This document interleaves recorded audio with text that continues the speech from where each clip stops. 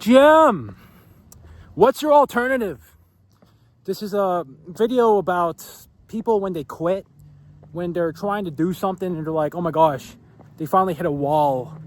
And I don't know, maybe they start going to the gym, but then they realize that their muscles get sore after going to the gym. They're like, ow, this hurts. I can barely walk. I just did a leg day. And now I can't walk up the fucking stairs. And now they're really sad. And they want to quit because it fucking hurts. But I want to tell you guys a question. What's your alternative? What are you going to do if you quit? You can't just sit there and do nothing, right? Especially if you're, I guess it applies to everybody, but literally everybody, you can't, it's really hard for human to just sit there on the chair and do nothing for the whole fucking time. They will go insane, most people. Like, you put them in a room, just white, everything, and it's only them. They don't even have phone, nothing to write, just them in an empty, naked room. They will go fucking insane. Humans need stimulation. What will you do? What's your alternative? And this is the question I want to ask. And whenever something's really hard going down your way, maybe you're trying to get better at a skill set, trying to get better at gym, get better with business, get better with money, relationships. There's all these very stereotypical topics that the gurus love to talk about. Whatever you're trying to get better at these things, what's your alternative, right? And this question basically always opens up the alternative scenario, because as soon as you're asked a question in your mind is going to start imagining scenarios about, okay, what actually is my alternative? And then you're going to realize, oh, well, if I stop going to the gym now, well, my original goal of gaining some muscle and then having the abs for my own confidence, but a lot of people will do it because, a lot of people will say, oh, I do it for myself, but, I say for most people, it's out of external validation. For me, it definitely was, but I will say for a lot of people, it is for those reasons.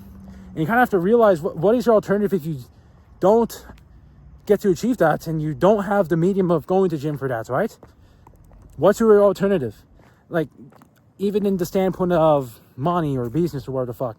Let's say you wanted to start doing some sort of skill set, and I don't know. Well, I think I used to try this, the drop shipping a little bit, like a year ago or two. This is when I was trying to figure out business models and like what people do.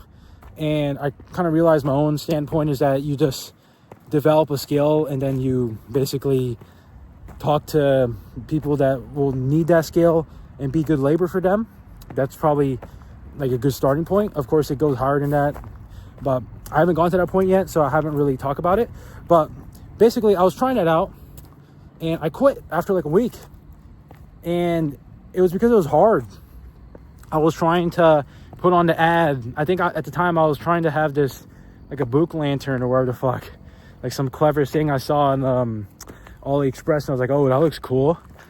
And I didn't get any sale for it. And I was like, oh, what the fuck? This is too hard. I quit.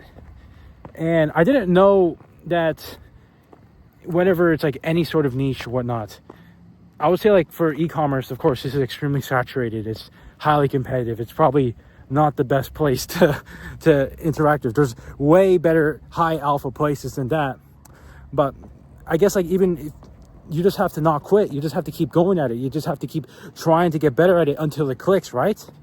This is a mindset that I didn't know until only recently, that for things to have success and for you to achieve your goals, you have to never quit. You have to be consistent. You have to be the person that says, I don't care how long this takes. I don't care how fucking bad I am at it right now. I know that I will get better at it just by a little percent the next day. And I keep doing it over and over again, and it compounds into something wonderful. You have to be that type of person. And when it comes to when you want to quit something, what is your alternative, right? Because like with the drop shipping, what was my alternative? And I was trying some things. I mean, yes, there are alternative business models. Okay, well, I don't want to do the drop shipping. Okay, let me go talk to the restaurants and try to manage their social medias or whatever the fuck. Okay, well, I tried it. It was hard. I quit again. Like, it wasn't my alternative. Like, I'm just hopping skill sets over and over again. And I want to say that, like, I don't know if a person really exists that the first thing that they try is what they stick to. I don't think that actually exists. I think most people actually have my similar story where they tried so many different fucking things, and then finally they found something at the end of the tunnel and they're like, oh, I love this one. Or maybe it was something they first tried and then they basically roundabout back to that skill set after trying 10 different things, and they didn't realize that that was the one that they should have stuck with the whole time. And yes, a lot of people, they will have this experience. And what is your alternative, right? It's exhausting to basically hop from skill set to skill set, to niche, and be like, oh, this is what I want to do. Oh, this one, like, it's fucking exhausting. And every time you do it, you start back at zero. But I wouldn't say like overall you start back at zero, because you actually learn skills from each thing you tried, which actually cross-pollinate into each other. So I don't think it's actually a waste of time to hop skill sets and finding one that you love. But next time you're trying to like quit something though, like, it is an important question though. Like, what is your alternative, right? It literally happens with anything fucking hard. Like, I don't know, markets, trading. You know, trading is probably one of the hardest skill sets in the fucking world. It's probably one of the hardest things in the world. You have to be very patient. You have to manage your risk. You have to control your emotions. You have to basically be okay with losing, because that is part of the process. You know, nobody likes to lose money, but it's part of the process. You have to lose to win, right? So when it comes to any sort of strategy. And a lot of people, they'll look at that scenario and they'll be like, oh, it's so hard. I just lost like 10 times in a row. I'm quitting. Well, what is your alternative then, right? Like, if you look at markets and trading, investing, whatever the fuck, like, these are ways for you to multiply your money. It's not the way, like, yes, you can do business or whatever the fuck. That also works, right? But I would say for a lot of people, if they want to do investing or trading or whatever the hell, these are ways for you to compound your money and basically become someone that doesn't become super dependent on labor for their incomes. Basically, if we're going to live in this fiat world, then yes, you have to learn these type of skill sets. You have to learn how to trade if you wanted to become the type of person that doesn't care that much about the money, whatever the fuck.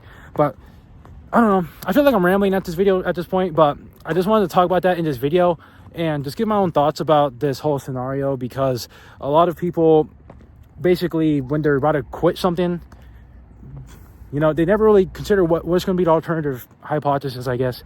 But yeah, that's what I was saying in this video, and we'll see you guys.